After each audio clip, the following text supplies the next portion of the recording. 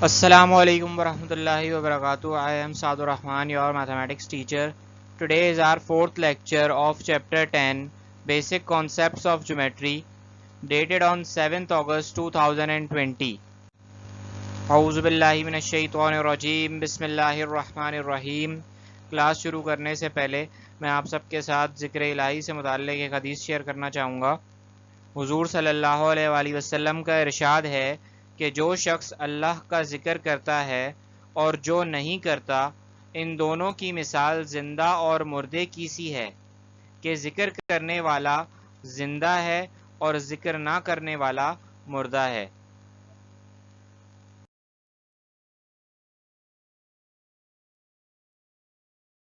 Recapitulation, last class में हमने discuss किया था question number 1, 2, 3 and 4 of chapter 10 basic concepts of geometry. Lecture content, आज की क्लास में हम डिस्कस करेंगे question number 5, question number 6, question number 7, question number 8 and question number 9 of chapter 10 of exercise 10 of chapter basic concepts of geometry. Question number 5, name the following. ये जो यहाँ पर given lines हैं, 4 लाइंस हमें यहाँ पर गिवन है, हमें बताना है कि ये कौन सी लाइन है और इन्हें इनका नाम भी देना है। सबसे पहली लाइन आपके पास है, दोनों साइड्स में आपको एरो नज़र आ रहा है, तो जो लाइन जिसके दोनों कॉर्नर्स में एरो हो वो लाइन स्ट्रेट लाइन कहलाती है।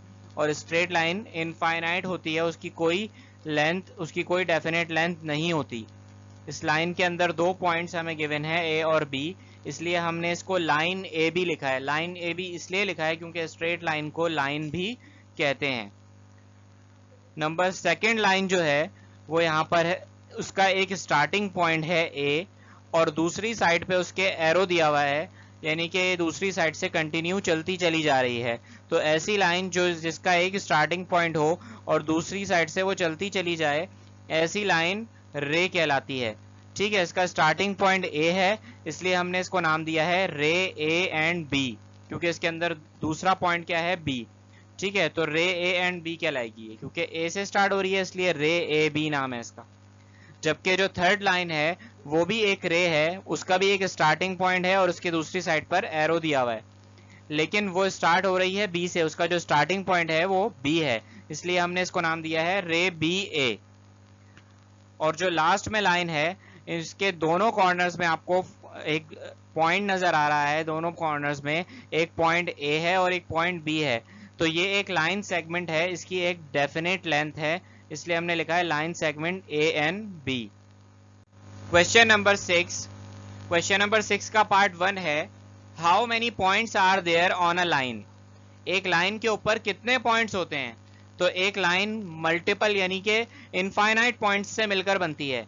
एक लाइन चाहे जितनी भी छोटी है जितनी भी बड़ी हो, वो इनफाइनाइट पॉइंट्स से मिलकर बनती है, इसलिए हमसे ये पूछा जा रहा है कि एक लाइन के अंदर कितने पॉइंट्स होते हैं। तो एक लाइन के अंदर इनफाइनाइट पॉइंट्स होते हैं, अनगिनत पॉइंट्स होते हैं, उन्हें हम काउंट नहीं कर सकते।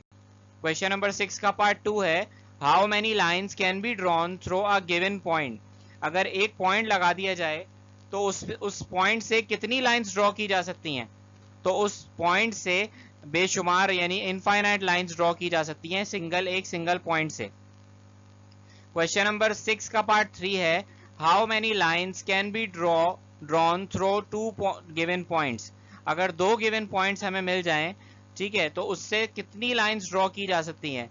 तो 2 गिवन पॉइंट्स से सिर्फ एक ही लाइन ड्रॉ की जा सकती है, उन दोनों पॉइंट्स को ज्वाइन करके। Question number 7, give an example of 2 non intersecting lines. सबसे पहले तो मैं आपको ये बता दूं कि non intersecting lines parallel lines कहलाती हैं। नॉन इंटरसेक्टिंग लाइंस वो लाइंस हो गई जो आपस में कभी टकराती नहीं है, और पैरेलल लाइंस भी वही लाइंस होती हैं जो कि कभी नहीं टकराती। तो यहाँ पर हमसे पैरेलल लाइंस की एक एग्जाम्पल देने के लिए कहा गया है। तो जो डायग्राम हम 1 है हमारे पास, उसके अंदर मैंने 2 लाइंस हैं जो ड्रॉ की हैं, एक है ए बी और दूसरी लाइन है C D. Line C D और लाइन ए बी, ये दोनों लाइंस एक दूसरे के पैरेलल हैं, और यहाँ पर नीचे ए बी पैरेलल का निशान लगाया मैंने, उसके बाद सी डी, इस तरह से हम इसको लिख कर रिप्रेजेंट करते हैं। ए बी और पैरेलल का निशान लगाया है, 2 स्ट्रेट लाइंस हैं, और उसके बाद सी डी यानी कि दूसरी लाइन का नाम लिखा हुआ है। और जो बराबर में आपके पास पिक्चर है वो एक रेलवे ट्रैक है, ये एक एग्जाम्पल है पैरेलल लाइंस की। जैसे ट्रेन की पटरियां जो हैं, जो रेल की पटरी होती है, वो भी पैरेलल लाइंस की एक मिसाल होती है। ना ही उसके दरमियान का डिस्टेंस कभी कम होता है और ना ही ज़्यादा होता है, और ना ही किसी भी पॉइंट पर यह जाके इंटरसेक्ट करती हैं। इसीलिए ये पैरेलल लाइंस या नॉन इंटरसेक्टिंग लाइंस कहलाती हैं।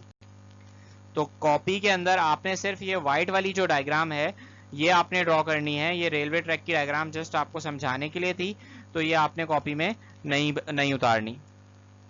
Question number 8, take 4 points A B C and D on a sheet of paper.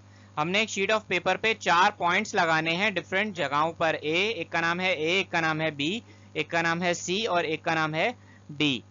तो उसमें जब उन चारों पॉइंट्स को हम आपस में ज्वाइन करेंगे तो कितने लाइन सेगमेंट्स हमें मिलेंगे?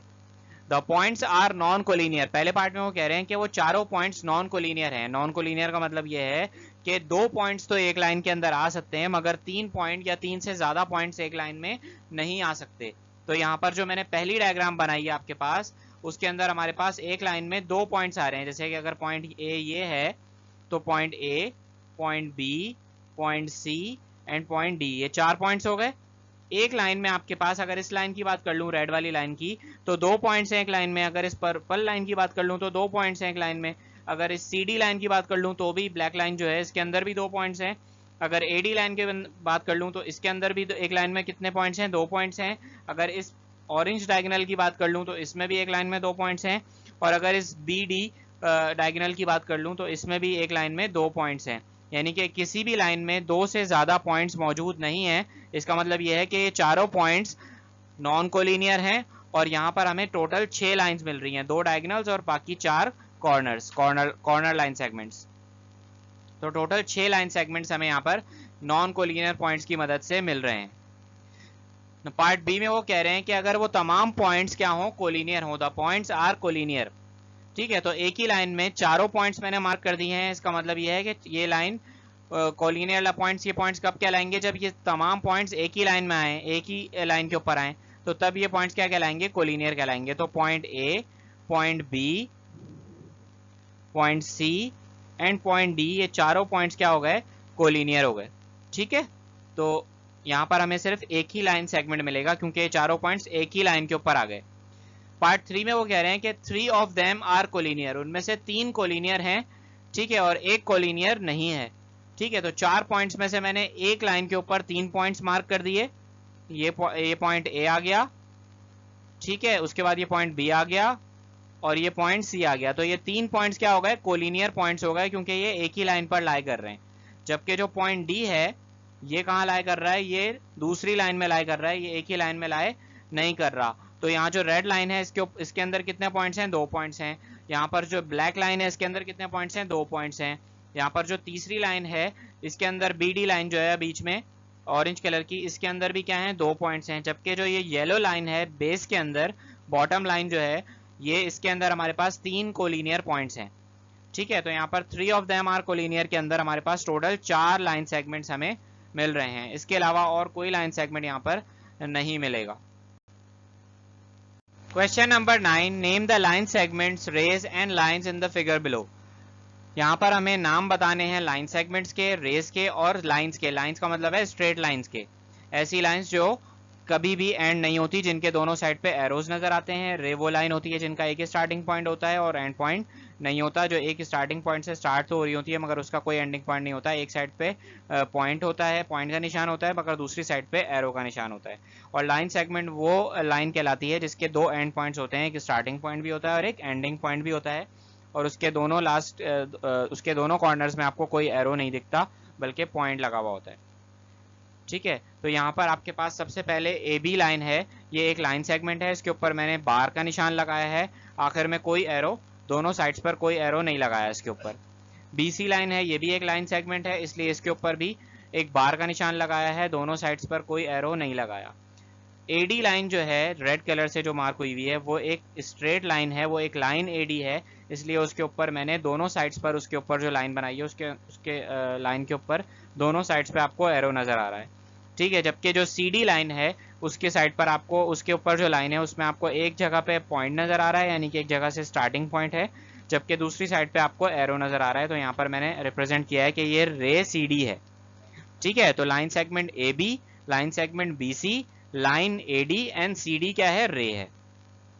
Homework assignment question number 5, 6, 7, 8 and 9 जो हमने आज की क्लास में डिस्कस किया है चैप्टर एक्सरसाइज 10 का, chapter 10 basic concepts of geometry का, वो आपने अपनी कॉपी में लिखना है, सवाल उतारना है, डायग्राम भी बनानी है और उसका आंसर भी लिखना है।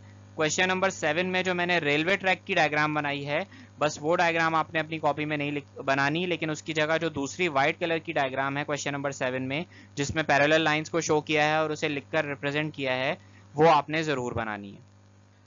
अपना वीडियो लेक्चर पोर्टल से रिवाइज भी करना है। जजाकल्ला क्लास, अपना ख्याल रखिएगा, अपना होमवर्क असाइनमेंट कंप्लीट कर लीजिएगा। अल्लाह हाफिज।